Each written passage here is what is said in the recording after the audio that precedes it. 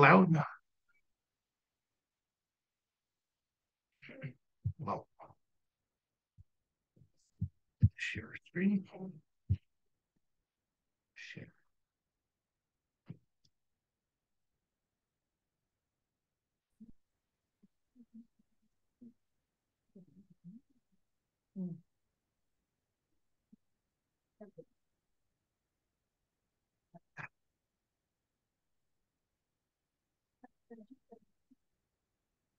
Muy buenas tardes, bienvenidos a todos a otro evento del seminario de... Ahí, creo que Carlos te ha prendido el micrófono.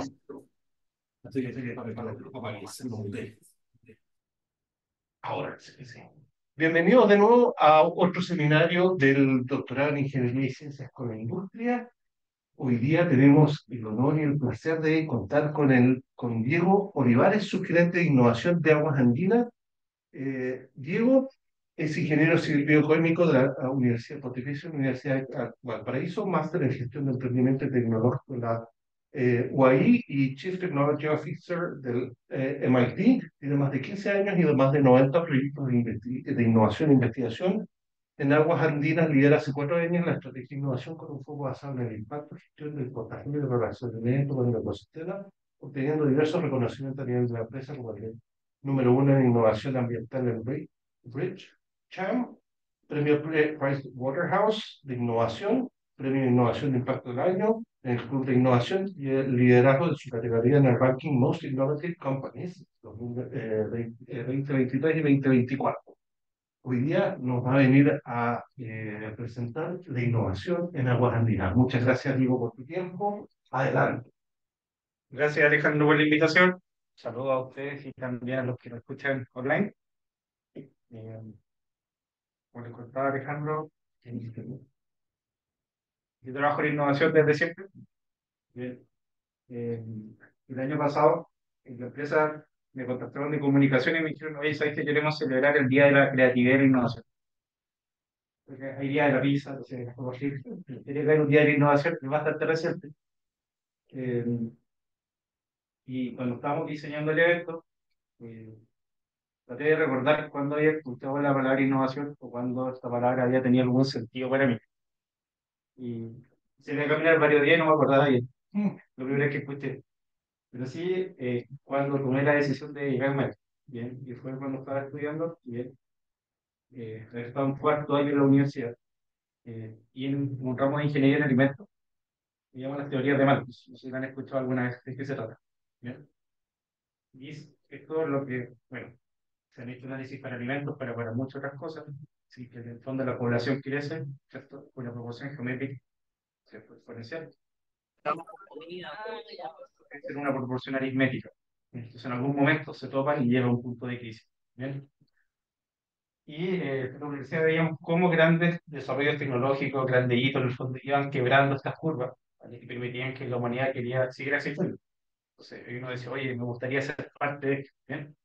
Y uno de los grandes problemas que tenemos ahora, ¿bien? Y uno de los grandes desafíos que tenemos como humanidad es la disponibilidad del agua y cómo es su relación con el cambio climático. O sea, el gran tema, o sea, donde los efectos del cambio climático se hacen presentes es en el agua. Como dice que una imagen vale más que mil palabras, sé que esta hora en el fondo no tiene un poco de sueño. Esto representa la gota pequeña, y es lo que representa el agua que nosotros tenemos disponible en el mundo. O sea, cuando uno, ¿cierto? Ve las fotos, ¿bien? Y ve que el planeta está lleno de agua, de agua salada, hay mucha de esta agua que está en roca, que es difícil de extraer, ¿vale? Que está congelada, está bajo la tierra. ¿Bien? Lo que tenemos disponible como agua fresca, ¿bien? En lagos y ríos, es esta gota pequeña. ¿Vale? Eh, Entonces, el gran desafío que tenemos ahora en ingeniería es cómo en el fondo nosotros garantizamos eh, que esta agua tenga una buena calidad para todas las personas. Si a ustedes les gusta la historia, eh, y después yo con mi abuelo recuerdo que siempre teníamos historia cuando yo era pequeño. Y no pienso en las primeras civilizaciones, incluso Santiago, todas las civilizaciones se construyeron cerca de un río. ¿No? Empezamos en el Tigris y el Éufrates, en el río Nilo, estamos cerca de un río Mapocho. Entonces, la relación con el agua y el desarrollo, ¿bien? Va desde la creación de sociedades hasta cómo es un elemento competitivo para que el ser humano surja. cuando a mí me ha tocado trabajar en innovación, yo esto lo divido en dos grandes procesos. ¿Vale? Y el primero se llama generar confianza. ¿Vale? Yo creo que estamos llenos de charlas, hemos escuchado mucho de por qué hay que hacer innovación o que hay que convencer a la gente de que hay que hacerlo, ¿vale? ¿Cierto? La empresa a veces no tiene ni siquiera sabe qué. Bonito, pero no me convence, ¿o no? ¿Vale? Y generar confianza implica construir relaciones. Bien. Eh, a mí me pasa, y mucha gente que no soy amigo, pero trabajo muy bien con ellos y confío profesionalmente súper bien. Tengo algunos amigos que no sé, son súper simpáticos, amigos un montón con ellos, pero no trabajaría con ellos. Yo creo que a todos nos puede pasar. Bien. Entonces, esta construcción de confianza va generando procesos y requiere tiempo, ¿vale? Conocerlos, ¿vale? Entender. Y un elemento que es clave para mí en esa confianza es ver que las personas con que estamos trabajando, sea la academia, sea otra empresa, una startup, tenga esa intensidad que siente que lo que está haciendo es lo más importante en ese momento. Bien. Eh, Uno a lo mejor cuando escucha de agua andina lo conoce por la boleta, ¿vale? O porque se cortó el agua, o que se puede cortar el agua, ¿vale?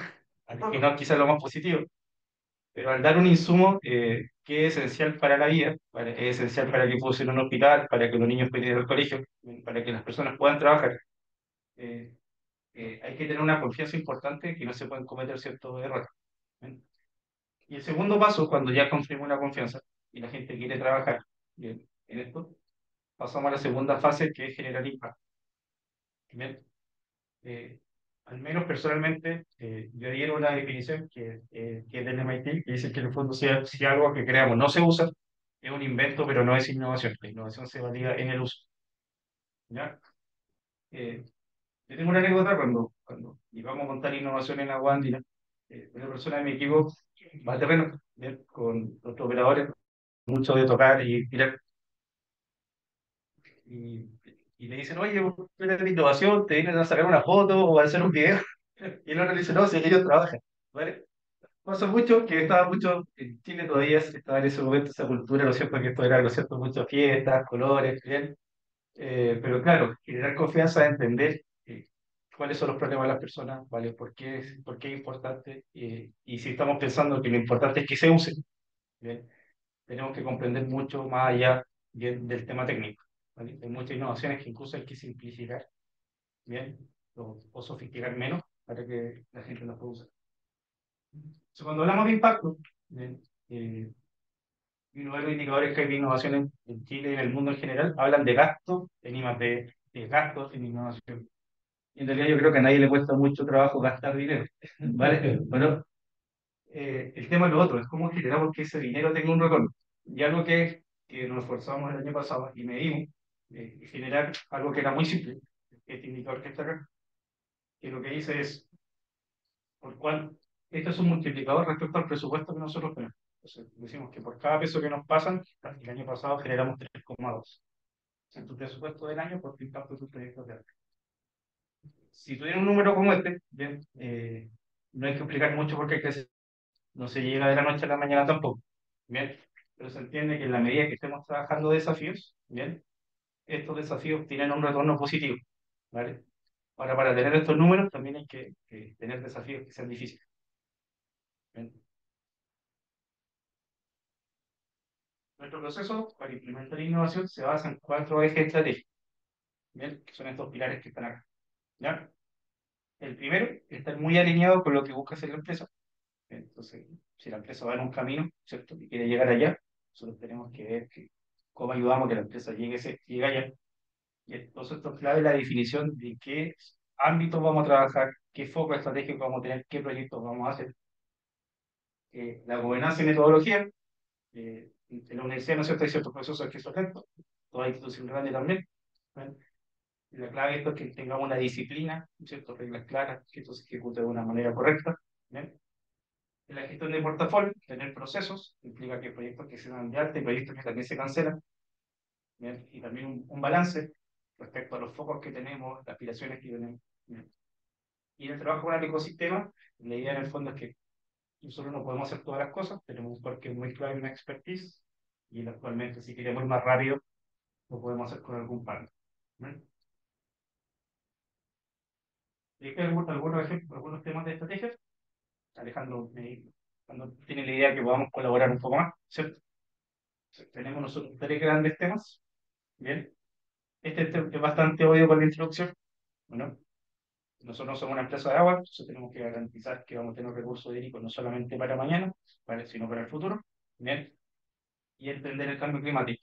¿Por qué es tan complejo entender el cambio climático? Porque si a usted le gusta la modelación matemática, realmente uno entiende el pasado y dice, bueno, si del pasado más lejano puedo entender el pasado más cercano, quizás con este pasado cercano puedo entender el futuro. Esa lógica de series temporales, de estados estacionarios que se repiten, se ha perdido. Nosotros no sabemos qué va a pasar. Se dan condiciones que nunca se habían dado en el agua. Bien, entonces son temas que son muy complejos de entender y son grandes desafíos. O sea, son grandes desafíos investigar, grandes desafíos trabajar. Y no son desafíos solo locales, son desafíos globales. ¿Bien?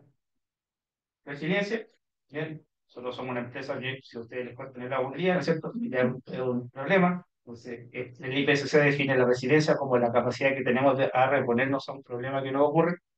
¿Vale? Y también, y esto ha sido muy parte de lo que ha sido Agua Andina, el desarrollo sostenible y la legitimidad social o el valor compartido. ¿Ya? Esto eh, es parte de nuestro pasado.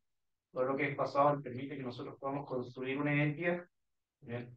Agua Andina creó este concepto de biofactoría, que son plantas de tratamiento de aguas residuales que se convirtieron en fábricas de recursos. ¿Bien? Hubo un premio de la Nación, incluso por el presidente de la República a recibirlo. ¿Bien? Eh, como una contribución a la salud planetaria. Esto es parte también de lo que ha sido el orgullo de las personas que trabajan en nuestra empresa. ¿Bien?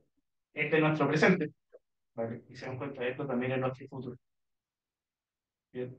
Entonces los focos estratégicos tienen, se preocupan de diferentes ámbitos, como estos de futuro. Naturalmente requiere de investigación, ¿vale? De desarrollo. Bien.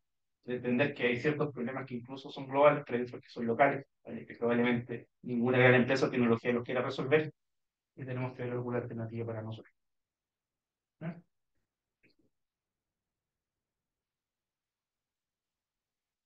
Si me permiten hacer una pregunta, todos entienden a veces por qué en el verano se corta el agua, o hay riesgo de que se pueda cortar el agua, porque no se ha cortado hace mucho tiempo. ¿Entienden por qué ocurre? Este fenómeno de los ríos climáticos. No, lo podemos dejar al final, porque bueno, Alejandro lo entiende, pero es algo que es bueno de entender. Bien. Porque en el fondo hay mucho trabajo y mucho esfuerzo para prevenir que esas cosas no han seguido ocurriendo. Y han visto que ha dejado de pasar. Bien.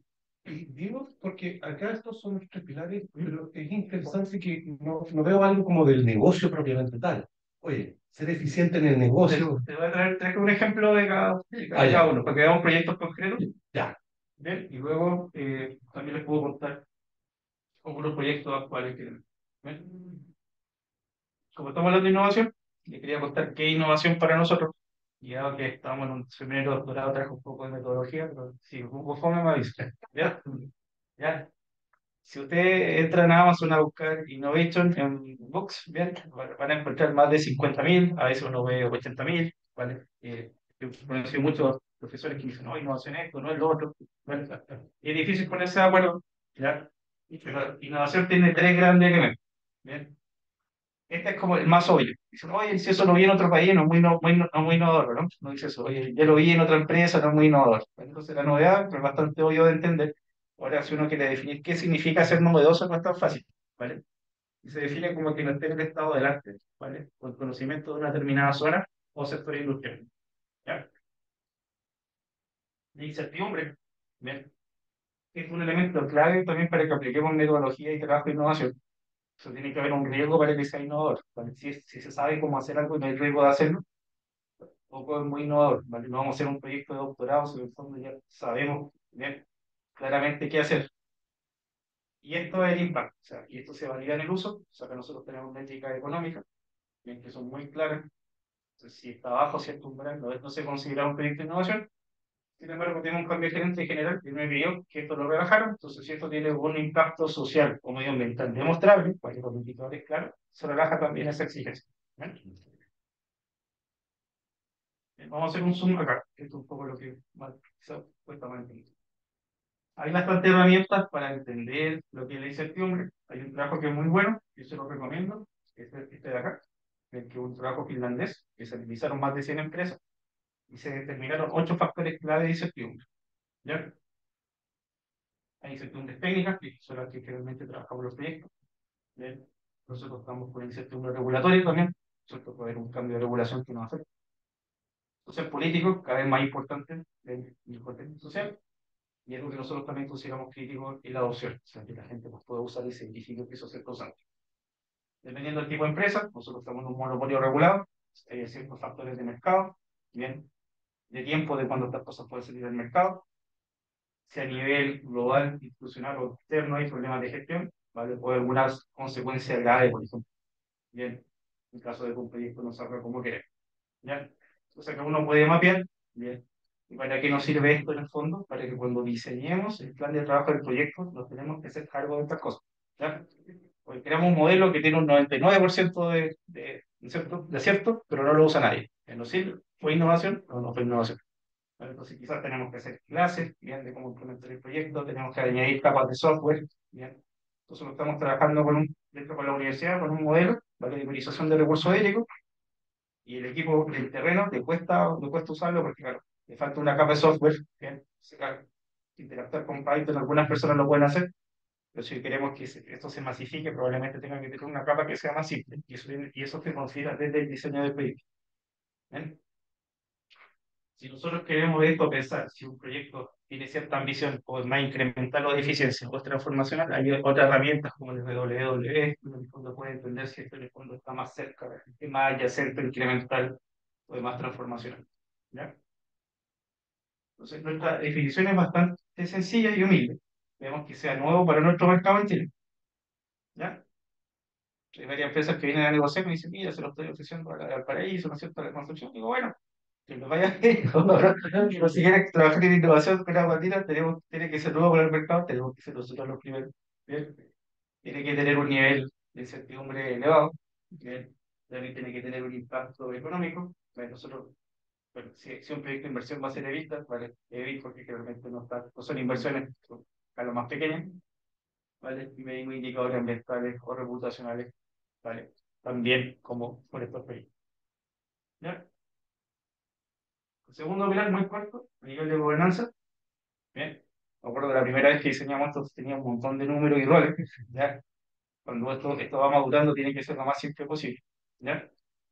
Entonces, todos los proyectos nuestros tienen un sponsor, que generalmente es un director, ¿bien? Y dentro de ese equipo dejamos un responsable de proyecto que es parte del cliente interno, ¿vale? Los fondos de innovación de los proyectos salen de nosotros, somos como un mini Corfo también, para que se hagan una idea. ¿Vale? Entonces tenemos un proyecto con una persona que tiene unos 3 a 4 años, bien, al menos, o más, ¿vale? Que tiene una visión, ¿cierto? A largo plazo también. Y nos asegura en el fondo que todos los temas de gestión interna se pueden resolver más rápido, ¿bien? En algunos casos yo soy sponsor también cuando son proyectos más transversales, o también cuando un proyecto más estratégico también puedo ser también el responsable del proyecto, ¿bien? O sea, hay proyectos que nosotros ejecutamos como área y nosotros creamos algún tipo de soporte, ¿bien? Y los equipos lo desarrollan solo. Tenemos un centro de investigación pequeñito que se llama CETACO, que estamos volviendo a tratar que crezca, ¿vale? Que nos ayuda con IMATE, ¿vale? Y tenemos un comité de innovación, ¿ya? Como yo les contaba, esto se varía en el uso, entonces el comité de innovación antes sesionaba cada 3 meses, se cambió un mes, y después me vieron que lo alargáramos el tiempo, se pasó de una hora y media, ¿bien? Eso va viendo que a la gente le va a interesar, ¿bien? Nuestro gerente general, de hecho, me pidió hacer cambios. Entonces, cuando ya la gente estaba trabajando muy bien en innovación, cambiamos algunos directores, algunos gerentes por los que no estaban trabajando en esto. ¿Bien? Así que se generó un entorno que es bastante dinámico. Como gestión de innovación, yo pongo este modelo, ¿vale? Que se llama explorar y explotar. ¿Vale? Suena bastante simple. ¿Ya? Cuando hablamos de explotar, hablamos de proyectos que son de eficiencia, que es lo que preguntaba Alejandro, pues acá tenemos incertidumbre más baja. ¿Vale? En empresas grandes como esta, proyectos de eficiencia pueden ser muy rentables, porque tienen una muy grande escala. ¿Bien? Eh, ¿Cierto? Tiene una tesis de inversiones que son más seguras. ¿Bien? Se mide en el fondo, es bastante fácil medir el retorno. ¿Bien? A nivel de cultura, en general, los equipos que están en la empresa los pueden ejecutar de una manera más simple. ¿Vale? Al contrario, de los proyectos que son de explorar, que son proyectos más transformacionales, en el que estamos pensando a largo plazo, que hay mucho más riesgo, pero también hay un premio diferente. Y estamos pensando más en, como en a largo plazo, pero también hay a veces en cosas, ¿vale? Que no eran parte inicial del core de las empresas como tal, ¿vale? Son proyectos que tienen un grado de disrupción mayor, pero también nos permiten llegar y obtener otro dividendo distinto. ¿Bien? Esa figura yo creo que la han visto muchas veces, ¿bien? En el fondo, que uno busca primero, ¿no es cierto?, testear a bajo costo, cuando tiene más posibilidades de fallar, ¿bien? Y en el fondo uno va invirtiendo ya cuando tiene ciertas certezas, y por eso es importante tener un proceso, ¿bien? Un proceso en que los proyectos también salgan, ¿bien? Y algo que ha pasado, que yo valoro mucho en Agua Andina, es que un proyecto en el fondo se detenga en una etapa temprana, se ve como un resultado positivo, no se ve como algo malo. Que la gente ya no tiene ese miedo a fallar. O sea, el de tener un proyecto acá, ¿bien? Es un ahorro en gastar los recursos en algo que no tenía sentido, y destinarlo a otro proyecto en el fondo que puede ser, que tiene más potencial, ¿vale? Hasta acá, en general, bien, no es un gasto mayor que realizar. Bien. Esto tiene montos que están establecidos, ¿vale? Y tenemos algunos montos de referencia. Pero hasta acá, en el fondo, cuando nosotros vamos probando, vamos entendiendo cuál es el resultado de acá. Entender si nos queremos involucrar en este tema o no. ¿Ya? ¿Qué pasa? A veces hay un equipo que está trabajando en una solución técnica muy buena y tiene un problema regulatorio o jurídico que no se puede ejecutar. ¿Vale? Y es una desilusión súper grande. ¿Vale? Estuviste trabajando, investigaste tiempo, a veces tiempo extra. La gente se compromete en trabajar en eso, te das cuenta que hay una razón diferente, ¿vale? Que, que hace que no tenga sentido ejecutarlo en ese momento. Entonces, esto es importante para definir programas de investigación o programas de innovación. ¿Ya? Acá, lo que buscamos testear, aunque esta palabra está también muy de moda cuando hablamos de pruebas de concepto, lo que buscamos es entender que las hipótesis principales del tema se cumplen. ¿Ya? Actualmente hay mucha transformación digital, mucho software, bien, pero oye, ¿resuelve el problema de fondo? No. Es súper amigable, tiene un montón de aplicaciones, te llega mensaje al celular, bien, pero ¿hace o no hace lo que estamos buscando que? ¿Ya? Y eso es clave que se resuelva aquí. Bien, una vez que tenemos toda esa hipótesis core resuelta, uno pasa a la validación, ¿vale? Y a trabajar la adopción, simplificar las cosas, ¿vale? Que sea más amigable. Pero si esto no está validado acá, y esto es un problema grande, ¿ya? Y bien, a veces ocurre, bien, a veces hay que ser flexible, a veces hay que apoyar un poco más, pero una vez que esté validado, bien, el cliente de negocio se haga cargo ya de la solución con cierta garantía. ¿Bien?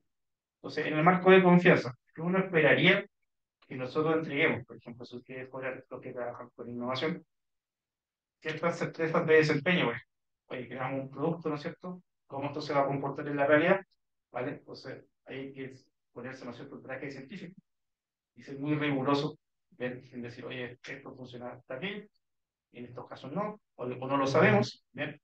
Para saber si, cómo funciona acá, tenemos que hacer más cosas para el, ¿bien?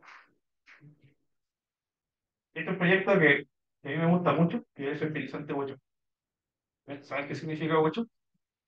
Bueno, nosotros tenemos un fondo y hay un cerro que se llama Huecho, ¿vale? Una de las personas que trabaja acá, un agrónomo, montañista, ¿vale? Y le gustaba subir ese cerro. Y cuando buscamos una etimología, en Aymara significaba como punta, ¿vale?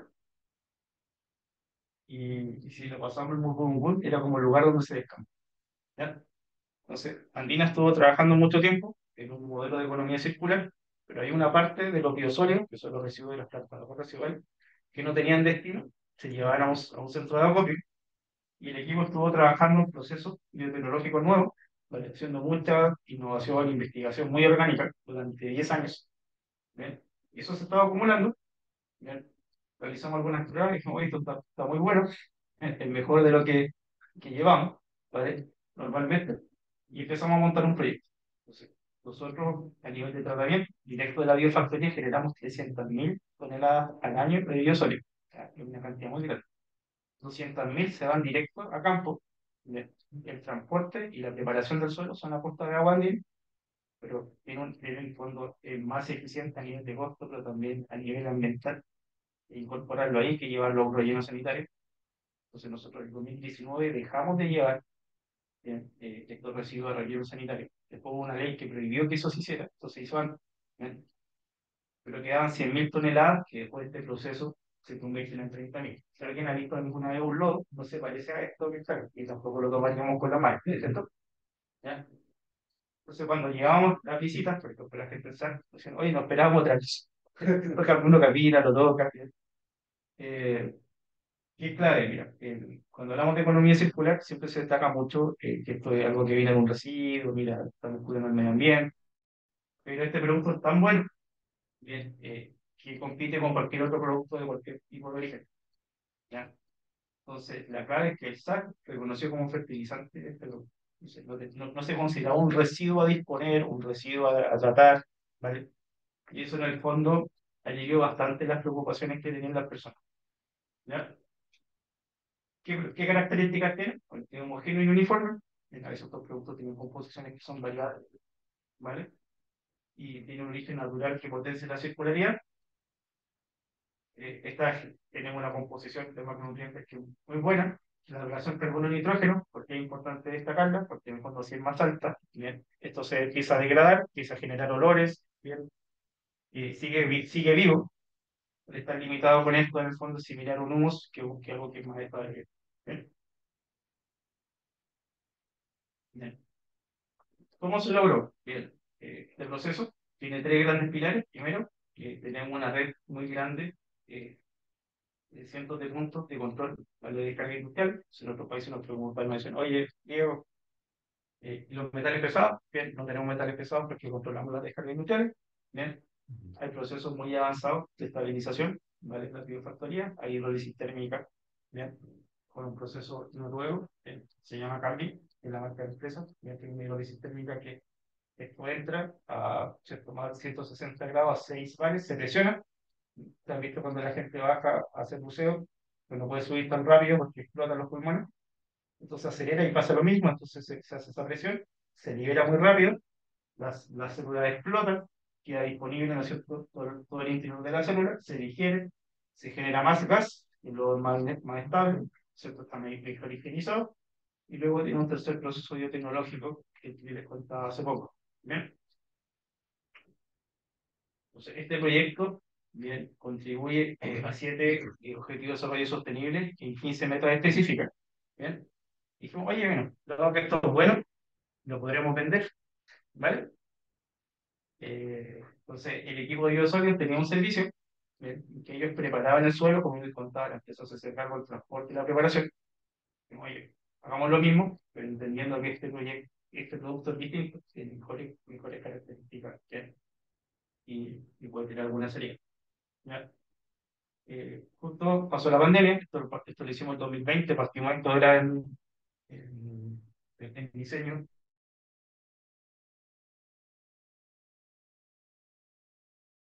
¿vale? Sin tanto terreno, la guerra de Ucrania, los precios del fósforo se fue por el cielo, los fertilizantes subieron mucho, mucho de precio. Eh, y eso hizo que la gente se atreviera a probar otras cosas, ¿vale? Entonces eso también tiene ciertos temas de timing que son claves.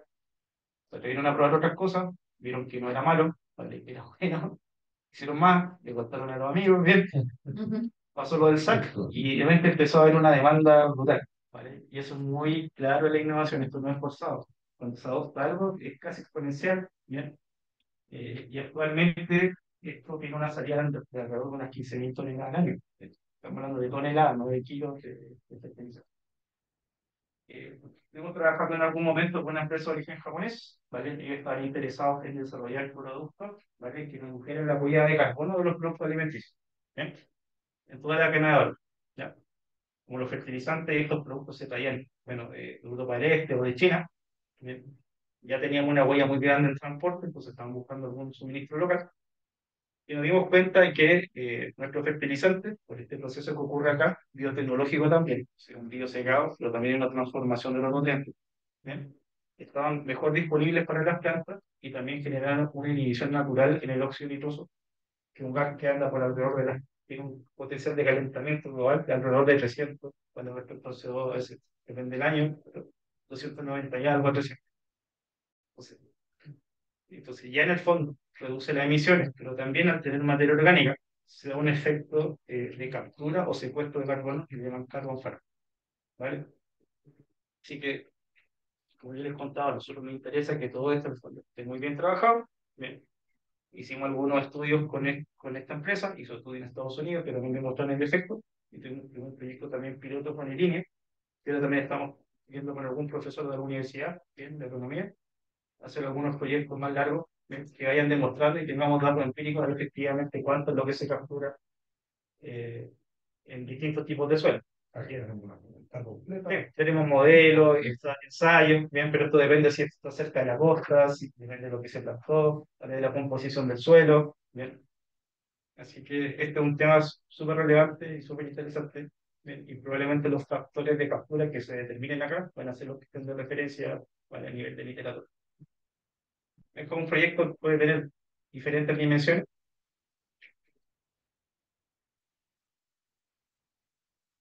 Es una aplicación real que se hace en este solar. ¿No? Y pueden ver todo el trabajo.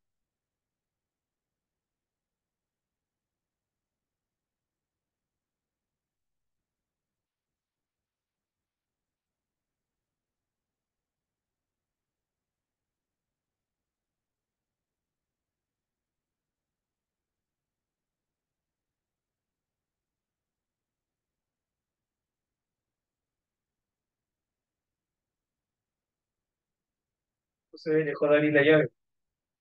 ¿Cierto? Eh, eh, Durante la pandemia, estuvimos trabajando en epidemiología del agua residual. No tengo que se ha vuelto a poner de moda. Hemos trabajado con esto durante el 2020. ¿Bien? Primero hicimos un piloto de la zona norte de Santiago. ¿Bien? Y luego tuvimos una red amplia, ¿bien? De puntos de medición. Aquí pasó algo súper positivo, que era bastante normal. Trabajamos en varias universidades que se pusieron a trabajar en común, ¿vale? Y hubo un ambiente de investigación bien inédito. ¿Bien? Había una profesora también de acá, una epidemióloga que se llama Sandra Cortés, que está en el equipo. Estaba la Universidad Andrés Bello, también estaba la Católica Valparaíso. Bien, entonces, por ejemplo, Andrés Bello tenía las centrífugas para procesar agua, porque todo lo que era de sangre estaba preocupado bien por otras cosas más importantes. El profesor de la Católica del Paraíso tenía que hacer presente los PCR y como que montaron un laboratorio como ¿vale? Y uno veía al investigador que estaba toda la noche trabajando, nosotros nos gustó un proyecto que tenía mucho seguimiento, yo estaba personalmente con ellos a las 8 de la mañana viendo cómo iba. Y en realidad logramos hacer varias cosas interesantes que se compartieron con las autoridades, no lo hicimos público en ese momento porque la idea era ayudar, no generar otra fuente de datos que, ahora que había personas que eran muy críticas con la cuestión que se hacían y había como mensajes que eran bien poco constructivos. ¿Ya? Entonces implementamos una red de medición cuantitativa. Nosotros íbamos midiendo cantidad de COVID, ¿no es cierto?, que había en el agua. El principio que estaba detrás es que tú tenías síntomas a los 14 días, pero ya empezaba a despegar el agua al día 1 de que estaba contagiado, entonces tenía una ventana de anticipación. Y efectivamente nosotros nos anticipábamos, ¿vale? A los pics, ¿vale? Que se observaban de acuerdo a los datos que tiene el Ministerio de Salud. ¿Eh? Entonces nos anticipábamos entre 5 y 11 días en el 70% del punto. Bien, la ciudad tiene una lógica de cuenca, entonces cuando uno ya se empieza a mezclar, cuesta distinguir un poco de dónde viene, ¿verdad? Pero en el fondo los puntos más altos teníamos entre 5 a 11 días de anticipo a los pics que se iban detectando por los servicios de salud. ¿Eh? Tenía otra. Sí, la serie. A partir de este proyecto, hemos estado trabajando dos temas adicionales. Bien, el año pasado nos contactó el Ministerio de Salud a través de la Subsecretaría de Salud Pública y ellos están midiendo resistencia antimicrobiana, bien, en las plantas de aguas residuales, en lo que lleva.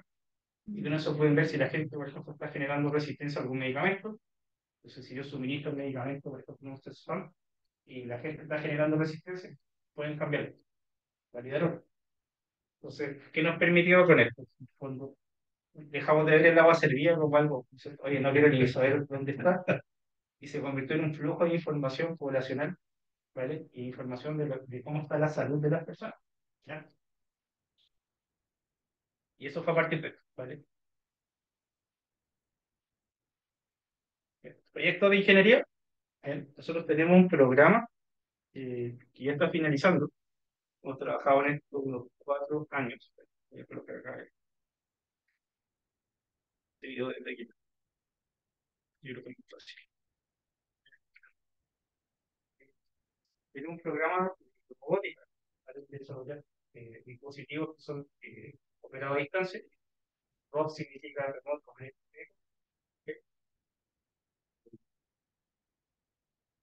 con esta misión, ¿vale? Voy a hacer un diagnóstico en los ductos, eh, bien, una operación normal, ¿vale? Y el abastecimiento, ¿vale? Y las protecciones de la conexión de evacuación. ¿Bien?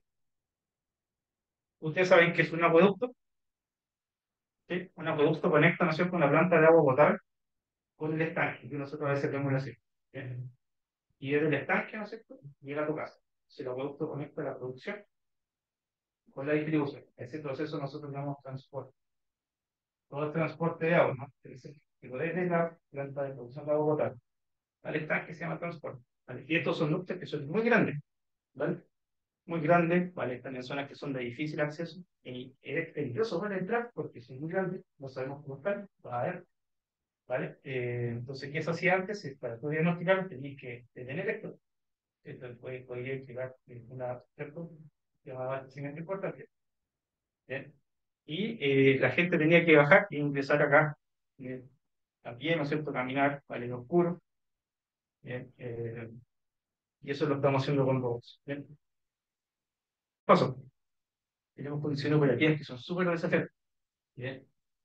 Súper desafiantes. Y a nivel anecdótico, recuerdo que el 2022 tuve el Congreso Mundial del Agua y la gente ayer no pensábamos que en Chile estábamos trabajando. Bueno, y en realidad los desarrollos que logramos acá con este proyecto, esta tecnología está en Chile, no se compró como afuera. Lo trabajamos con una startup chilena, ¿bien? Que sale de un profesor, ¿vale? Que era un profesor, ¿vale? De planta de la Universidad de Chile, ¿bien?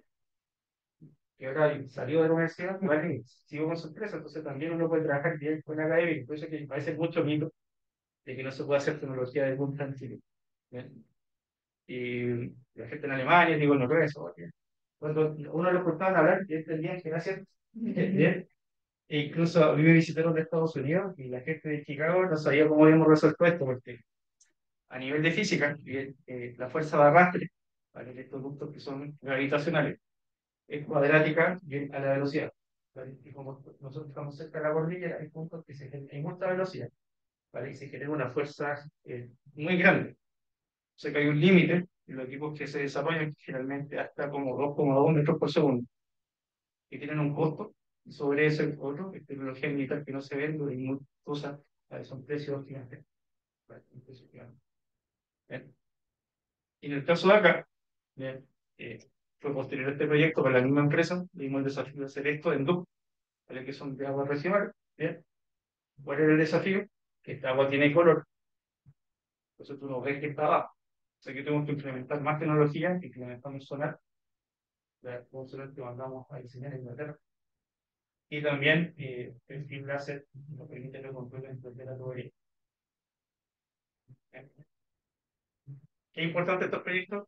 Estos proyectos nos salen en 1, 2 o 6 meses. ¿Vale? Esos proyectos de desarrollo robótico fueron entre 2 años y medio, 3 años. En etapas, en un proceso, pero en etapas. Esta es una visión de un programa de innovación. No es un solo proyecto, porque tenemos más de 10 proyectos, estos son los que salieron mejor. ¿Vale? Entonces, tenemos el acueducto de transporte, entonces ahí no podíamos ingresar, la tecnología muy costosa, pero también grande, había solamente un equipo en el mundo y no cabía en las cámaras. ¿Bien? Este de acá es muy sencillo, pero la red es más pequeña. Ingresamos un pulso de sonido que se reconecta en otra cámara, los tuberías que no están llenas de recolección. Y tú puedes ver el nivel de obstrucción, es un diagnóstico en 1 minuto y medio, 3 minutos. ¿Bien? eh, para revisar y hacer un diagnóstico estructural y operacional. Ustedes saben que la inteligencia artificial predictiva funciona bien para procesar imágenes y procesar videos. Bien. Entonces, los videos que generamos pasan por la inteligencia artificial, hay que generar reportes. Como trabajamos directo con las empresas que desarrollan la tecnología, está en castellano, está en formato bien, que ni siquiera superintendencia. Bien, esto lo realizamos con innovación abierta. Bueno, hicimos un scouting, nosotros buscamos, invitamos a participar a 6 empresas, ninguna nos cobró, ahí era muy interesante trabajar con Agua Andina. Bien, y una estaba muy destacada respecto a la otra, probamos empresas que estaban en California, bien, otras que estaban en Europa, otras en Australia, en Asia. Bien, y ese proyecto andaba muy bien. A nivel de ejemplo, nosotros hemos trabajado con esta empresa que se llama Intel, a ellos les ha ido muy bien, ¿vale? Y una empresa en la que confiamos bastante. Eh, yo estaba una historia con ellos. ¿Bien? Cuando estábamos trabajando el primer caso, que era este caso, ¿no es cierto?, de los acueductos. Bien, en un momento, bien, me empezó a ir mejor, partimos haciendo 80 metros, recién, nuestra figura de médico era la distancia por ingreso en ese momento, y que pudiese en el fondo dar una imagen que fuera estable. Esa es la figura de médico que estamos haciendo. ¿Bien? Y en un momento hubo tanto entusiasmo, ¿vale?, que los equipos quisieron probarlo, bien, los ductos, bien. Ahora, claro, teníamos que ir creciendo en la complejidad, entonces medíamos en línea medíamos en el momento, por ejemplo, la velocidad, con los equipos.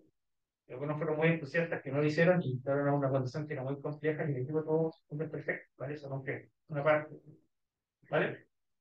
Y ellos en vez de llegar, pues, como hace un jueves, por ejemplo, llegaron el lunes, ¿vale?, con un reporte de cómo lo podían hacer mejor. O sea, no estaban fijándose en el fondo de que no había presionado al parte de una condición adversa, sino que me dijeron, mira, sabes que esto entró agua porque el sello, no sé, el vacío se puede hacer mejor, tratamos que el tema también puede ser mejor, con este diseño puede ser mejor, ¿vale? Y esto ocurre mucho, ¿bien? Cuando el involucramiento de tu partner, en el fondo ellos sienten que son también dueños de esta solución. ¿Bien? Entonces nosotros tenemos un contrato de partnership que ellos tienen los derechos comerciales. Nosotros tenemos ciertos beneficios, tanto en el costo de servicio que nos dan, como en otras ventas que le hagan a otras empresas. ¿Bien? ¿Qué pasó? Tuvimos 4 prototipos en 7 meses. Nos entregaron uno con una especificación inicial, que al no conocer cómo se comporta esto en la realidad, va a ir cambiando. Así que es un súper buen caso de tecnología transferida de como les contaba, tenemos también este otro caso. Aquí sí había más tecnología, aunque la minera costosa, en que esto se desarrolló también acá, ¿bien? Acá en Chile. ¿Bien? Entonces, este es un diagrama de la EMA. Entonces, tener un perfil detallado, ¿bien?, tiene un costo muy alto. El objetivo del proyecto era estar por acá. ¿Bien? Implicaba eso, ¿no? Ser más eficiente con los recursos, pues, tener mayor capacidad de diagnóstico, ¿vale? Entonces, no teníamos un consenso tan pleno en la empresa, así que oye, vamos a financiamiento público, ¿bien? Porque nos financió el 80% del proyecto, no es usual, o empresas grandes también te financian menos, ¿bien? Una tasa de aprobación de alrededor del 3% en ese llamado, ¿bien? Y logramos en el fondo detectar, por ejemplo, anomalías que están bajo el agua. La presentación del año pasado para eso se ve mucho mejor. Bien, vamos hasta acá, pero bien, ven que esto no se hubiese notado que había un defecto bajo el agua y también tú puedes reconstruir estos defectos. ¿Bien? ¿Qué es esto que está acá? Se ve raro, ¿no es cierto? Todo en general se le llama snake skin. ¿Esto es una piel de serpiente? ¿No? Ya. Entonces, en la idea de adopción, para que cualquier persona lo pueda entender, lo que se grafica acá es cuando es tu diámetro de tu tubería respecto al diámetro que va detectando el perfil de enlace. Entonces, debiese ser acá, ¿cierto? Y al que sea una barra, como las tuyas no son exactamente circulares, debiese ser como una distribución normal acá. ¿Bien? ¿Cierto? Está oscilando, ¿cierto? Quiere decir que el tubo tiene cierta pérdida de diámetro, que tiene una pérdida de materiales, ¿bien? Está deformado y puede requerir alguna intervención. Esto se está haciendo antes de que se rompa. ¿Bien? Entonces, como les digo, a veces pueden ocurrir cosas. La red de abastecimiento de agua andina tiene más de 14.000 kilómetros. Bien. Ustedes saben que Chile de Arica a Punta Arenas tiene 4.250 kilómetros. Bien. Está bajo tierra, debajo de esa tierra hay carretera, hay edificios, hay un montón de cosas, bien, que no es fácil de diagnosticar. Bien. Y la red de recolección son cerca de 11.000 kilómetros, estamos hablando de 25.000. Cuando uno va a Europa, ¿no es cierto? Como son unos 10.000, 11.000 kilómetros, para que se haga una idea del desafío que es. ¿Ya? Y como les contaba también, implementamos, ¿no es cierto?, una solución digital específica, ¿no es cierto?, que nos permitió en muy poco tiempo poner al día las inspecciones y nos generó un aumento en velocidad de procesamiento de 10 veces. ¿Vale? Entonces, hay textos que miden la disrupción como el cambio de una figura de mérito específica por 10. ¿Vale? Ejemplo de proyecto de I+D. ¿Eh? Hace unos años realizamos un estudio, ¿bien?, con varias universidades también, hubo también la universidad, ¿bien?, esas actuaciones que están acá se diseñaron aquí, ¿bien?, y el equipo de la MTC de la Universidad de Chile realizó el trabajo en terreno, de un departamento de investigadores que trabajan en la cirugía, ¿bien? Entonces estimamos cómo se iba a comportar, ¿vale?, el tema del hielo de los glaciares, que va en base a diferentes escenarios definidos por el IPCC, ¿vale?, de calentamiento global, nos llevaron a entender cómo sería la disponibilidad del agua eh, en los próximos 100 años. ¿No? De casos de I más D más I, estos, hay pocos casos que son ejemplo, ¿vale? Esto es lo que en los momentos yo estudié, y a veces el paso de I más D a innovación no es tan claro, ¿vale? Se encuentran casos, pero son bien específicos. Entonces uno analiza de una manera más objetiva, pocos casos que ocurren de esa manera lineal, ¿ya? Este es un proyecto de codigestión, ¿vale? Aquí le mostré lo que tenemos, ¿no es cierto? Digestores anaerobios grandes, ¿bien? Entonces, ¿qué encontramos? Que hay ciertos elementos, por ejemplo, sí, hay empresas de alimentos y bebidas que eso no se llenaban bien, no descargaban bien. Eso tenía azúcar, que el azúcar se podía convertir en biogás, entonces en vez de descargarlo, ¿bien? Oye, llevémoslo acá, generemos más energía. ¿Bien? Este fue un proyecto a nivel de producción científica, tenemos 5 publicaciones indexadas, cinco participaciones en congresos, ¿bien? Y también tuvo un modelo de negocio sostenible también a través de una filial. Y cerrando, a nivel de ecosistema, bien, hay dos grandes maneras de hacerlo. Bien. Nosotros, ¿no?, en general, trabajamos de esta manera, bien, que haciendo un scouting, o hay cierta gente de innovación que le llama HANA. Uno anda buscando en el fondo trabajar con tu mejor partner. Bien. Esto tiene dos dimensiones. Cuando estamos trabajando en explorar, bien, y tenemos un desafío que no tiene solución, esto nos permite entender el mercado y saber si tenemos que partir de una investigación o tenemos que partir ya con la adopción o transformación del mismo de éxito. ¿Ya? Esto te permite entender si tenemos que ser I más D o dedicarnos a la tecnología. Bien.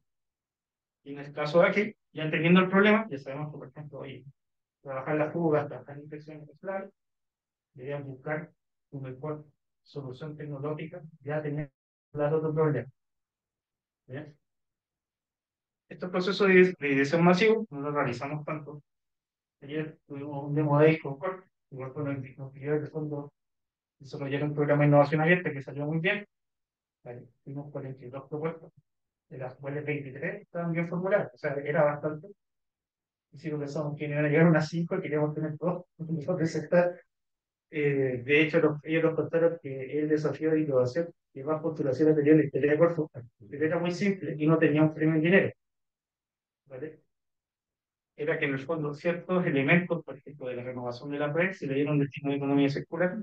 Yo creo que estos desafíos funcionan cuando un desafío que no es tan específico, que se cuesta mucho entender temas que son muy de industria, o sea, se requiere un trabajo en conjunto previo, tiene que haber una inversión en ese tema. Y el premio era hacer un proyecto con nosotros, no tenía un premio en dinero, que es lo que te recomiendo a los consultores, que no tienen que hacer. Bien. Y esto en general, yo creo que funciona muy bien cuando no tenemos claridad de cómo resolver el problema. O sea, acá nos van a llegar ideas, probablemente esas ideas no se van a convertir en un proyecto como tal, pero sí nos van a guiar. Oye, porque este tema parece interesante como concepto, explorémoslo más con un equipo bajo esta visión. Eso es lo que es, diría yo.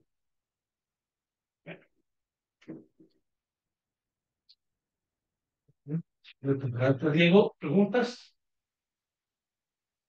No viene el tiempo. Sí, está perfecto. Es de hecho, en hora.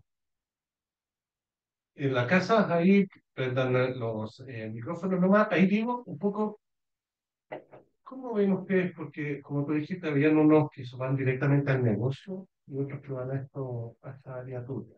Es decir, siguen track distintos, los ven, es decir, Pero el objetivo que debiese tener cualquier área de innovación es que los proyectos salgan de ser proyectos de innovación y pasen a ser al negocio. Hay un libro muy bueno, le recomiendo a los consultores, se llama Más allá del idea. Así que la innovación empieza cuando tú te pones a trabajar. Y eso es sangre, sudor y lágrimas, ¿vale? Creo que a ustedes les pasa como estudiante, ¿vale? Como profesores. Es un trabajo que es súper fuerte. Y ahí el principal trabajo que tú tienes es que tienes la gente en el fondo que está en el día a día, que hace que la empresa sea exitosa, ¿vale? Que pueda generar recursos y que parte de esos recursos se puedan destinar a innovación. Tienes tu equipo de innovación que quiere cambiarlo todo, quiere hacer otras cosas, y tu rol como gestor es balancear estos mundos, porque tu objetivo es que tu proyecto se convierta en algo que sea tan productivo y tan rentable como lo que estás trabajando todos los días. ¿Vale? Entonces, esto tiene que salir de dejar de ser un proyecto de innovación y tiene que transferirse. A veces esa transferencia no ocurre, ¿vale? Tan fuerte en una etapa, y ahí es muy clave ser flexible y apoyar, porque el objetivo no es que se use. Si tenemos claro que tu meta que lo que estás creando se use, tenemos que ver en el fondo cómo convertimos esto en lo que sea usado. Vale, en el caso de los robots, bien, por ejemplo, aquí te he estado contacto con otras empresas y ellos quieren como el servicio que es más simple, que es la cámara, a veces no le ven tanto valor, es más costoso también, porque puede estar generando puntos, por ejemplo, de sonoridad, una distancia mínima, tú tienes que integrar esas tres cosas y ese procesamiento de datos es mucho más complejo que procesar una dato en video. ¿Vale? Al principio, claro, está el desafío de cómo cruzamos la distancia con el punto, después generamos pares de datos, y ahí era más fácil trabajar. El tema de procesamiento es más caro, más costoso, de otro tipo de profesionales. Entonces, probablemente se pueda expandir o escalar más la tecnología con un uso que sea más sencillo. Probablemente un cliente más sofisticado va a entender por qué es importante también usar ese otro tipo de sensores, ese otro tipo de información. Entonces, tu objetivo es transferirlo. Hay proyectos de eficiencia, como te contaba, como este de acústico, bien, que es súper positivo. Bien. En ese caso, lo que buscamos al inicio era ver dónde había una fricción en el momento y poder limpiarlo lo más fácil posible. Lo que nos dimos cuenta después es que eso te permitía optimizar los planes de limpieza, si tú lo hacías de manera preventiva, tú podías ver que había tubos que estaban mal limpios, no tenías que limpiarlo. Bueno, hay otras que estaban muy obstruidos y tu método tradicional de limpieza no servía, tenías que tener esto más. ¿Ya? En el caso de los robots, por ejemplo, el prototipo de agua residual es esa balsa, eh, te resolvía el 85% de los casos, pero no el 100%. ¿Bien? Para subir en cobertura, una solución es impresora en la noche porque es menos poblar, entonces este era más fácil. Pero también hay un tema tecnológico de poder cubrir mayores diámetros, que sea más estable, se generan ciertos caudales, cambios de diámetro, ¿bien? Que son temas que requieren ciencia también y iteración continua. Y ahí digo, en Agua Andina tienen experiencia con doctores, hacer PhD metidos o no. ¿Sabes algo de ahí? Si adentro hay, no hay. Mira, en Aguadilla hemos tenido doctores trabajando, eh, doctores principalmente en el mundo más económico, de hecho, el jefe de la BMO es doctor, Mm. ¿ya? Eh, pero a nivel de esa etapa, por ejemplo, esa etapa en algún momento ha tenido doctores, ¿ya? Hemos hecho algunos ajustes, estamos relanzando el centro y podríamos que sea un buen tránsito intermedio entre lo que es la empresa y, y la academia. ¿Bien? No algo que se haya descartado tampoco. Y yo creo que nos ha dado la oportunidad, quizás un poco los doctores se nos postulan, no tienes que postular a las posiciones que estén. En general, eh, yo en todos los proyectos que he trabajado, han sido exitosos porque han habido una persona que tiene un conocimiento mayor y también tiene esa pasión característica de las cosas ocurren. Dando esos elementos, bien, en la empresa tenemos equipos de gestión que cuando cubren otras cosas. Yo creo que algo que es clave y todo lo a nivel personal, de trabajar bien con la academia, uno no le puede pedir a la academia que resuelva todas las cosas, sino que también tienen que armarse equipos, y las empresas también ocurre. Hay roles distintos, o sea, yo les contaba ese proyecto que teníamos del COVID, teníamos un microbiólogo que era muy bueno, y claro, se amanecía, pero claro, hay que ayudarle a otras cosas, oye, claramente no se va a planificar bien con los insumos que necesitan, ¿o no? Ese es el tema de quizás de cómo comunico los resultados, que se pueden trabajar mejor, ¿bien? Por eso que hay que armar equipo. Bien, y también las empresas, los proyectos que muy bien, que tienen personas con formación en el y también que son, y esto quizás más visible. El tema de innovación, la pandemia tiene ahí una línea de desarrollo que se llama la hídrica, ¿Mm? Sí, porque, claro, el último, no sé, este año fue distinto al resto, pero el último 10 años, la sequía, la mega sequía del último 10 años fue terrible. Entonces, quería preguntar si en base a eso hay alguna política de empresa de desarrollo. de hecho, nuestro primer foco estratégico de investigación es ese, digamos, estudio de glaciares, acuíferos, ríos. ¿Bien? Y algo que ha ocurrido es que con la baja en precipitación, el problema no ha sido solo de cantidad, sino que también de calidad. Entonces estos kilómetros que están concentrados, tienen como agua, entre los centros. También no hay laderas, entonces se caen generalmente trozos de cerro.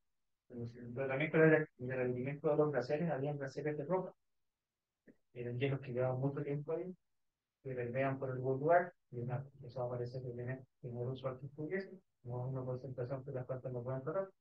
También se han hecho proyecciones y todo en eso. También se ha implementado tecnología más avanzada. La tecnología que es más avanzada es más costosa. ¿Bien? Entonces, ese es un balance que bien delicado tocar.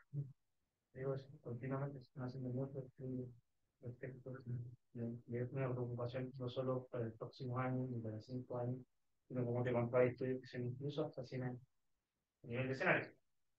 ¿Bien? Que hacen muchos escenarios, como el contaba, no se sabe qué va a pasar. Tuve una sequía que fue de 14 años, ¿bien? Incluso un año Santiago llovió menos que en el año segundo, hoy 92 milímetros. ¿Bien? Ahora, llevamos 2 años normales, o sea, no tenemos sequía, pero sigue existiendo un déficit hídrico. ¿Vale? Y lo que se trabaja, bueno, como también una empresa regulada, todas las obras que hace someten a un proceso de tarificación con el gobierno. ¿Bien? O sea, hay una página que tú puedes visitar que se llama BioCiudad, donde allí nos propones proyectos concretos para en el fondo dar una certeza hídrica a la ciudad. Pero son proyectos que tienen ciertos costos, o sea, mientras más complejo es producir agua, más costoso es. Yo cuando estudié el tema de la huella de agua, por ejemplo, la huella de agua se medía en energía, se medía en megawatts. Es como raro, ¿no? Claro, y lo que había visto el investigador era que cada vez que tú tienes escasez, tienes que gastar más energía para producir agua. Si tú desales, gastas más energía. Si tienes sequía, tienes que hacer un pozo más profundo, es más energía. Tienes poca agua en el río, tienes que sacar agua al pozo, es más energía que la. Si hay más sequía, más un pozo más profundo. Entonces las tecnologías que te permiten sacar agua que tiene problemas de calidad son más intensivas en consumo energético. ¿Vale? Entonces tú puedes hacer ciertas conexiones, hacer más pozos, ¿ya? Pero eso te recomiendo visitar ese sitio, se llama BioCiudad. Eso lo tenemos aquí un pequeño servicio. ¿Ya? No, sí. Quiero preguntar como respecto a la estructura de la gobernanza en el área de innovación, cómo se fue elaborando esta estrategia, y fue como buscar un poco de gente en un área específica la gerencia de operaciones, cómo se. Nosotros estamos dentro de la dirección de transformación. ¿Ya? Cómo se gestó, llegó un ejecutivo, ¿vale? Termina el 2019, ¿no? Comenzado, el equipo tiene que transformar cómo se está haciendo la innovación. Mi jefe Iván Yarur, ¿bien? Iván era director financiero en ese momento, y él siempre cuenta la historia de que quería eliminar el presupuesto de innovación del Estado. ¿Vale? Y lo tomó un par de años después. Entonces, no estaba convencido de las cosas que se estaban haciendo. y eliminar el presupuesto de innovación. Eh, yo tenía un profesor de universidad que decía que parece que, que Eugenio Mago era que un ex partidario de otro tema repetido. Solo por eso cambia de parecer, no sé, tiene una cosa que más que fue esta historia que veo en Irak, cuando yo trabajé con Dave, que era mi hijo y el que no saquemos proyectos. Lo que me interesa a mí es que tener una, el área de un lenguaje más introducido, una visión filosófica del tema. Que generemos una estrategia que si trabajamos desde noviembre hasta marzo. Y entender qué queremos hacer, por qué ir haciendo, ir a innovación, tener innovación, cómo se va a medir, y generar todo esto en el fondo serie inicial para poder ejecutar después. En marzo, tenemos resultados, pasó lo que todos sabemos en 2020. Bien. Y me repetía un poco cuando ya vine a funcionar. Y en noviembre, justo que va a pasar octubre, entonces estamos trabajando, a ver si tenemos que irnos, al ir hasta la estación más vuelta, estamos ahí con una zona cero.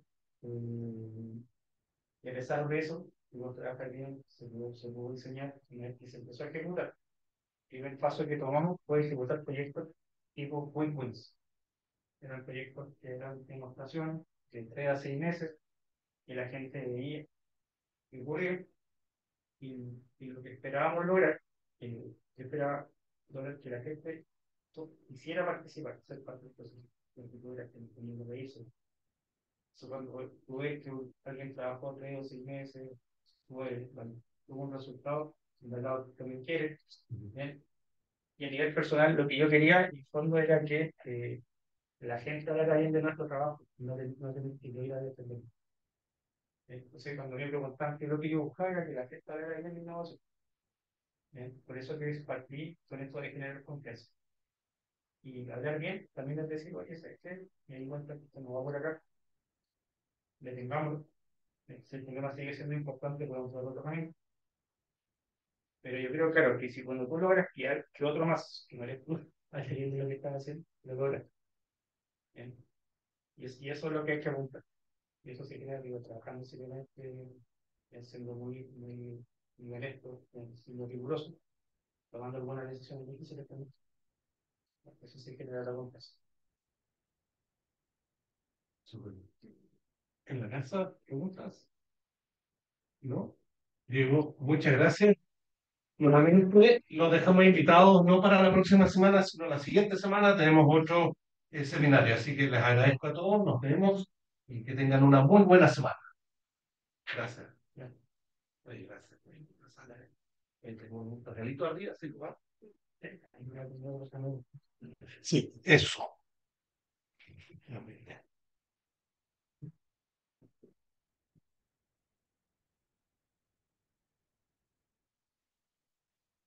¿Te gustó? Ah, muy bueno. Oye, y tenemos ahí, bueno, programa de doctorado, ahí tenemos a agronomía, sistemas naturales. Te voy a mandar unos temas por si te interesa alguna alumna. De hecho, tenemos matemáticas ahí también. De hecho, en matemáticas, un profesor, ¿cómo se llama? Publicó un paper con óptimo localización para el rastreo para la detección de COVID. ¿No tienes ese paper? No, de José Berchay. Te lo voy a mandar porque, de hecho, justamente las aguas servían. Lo voy a mandar para un evento, porque de repente lo podrían integrar. Con la universidad ahora, trabajando con ese equipo. Ah,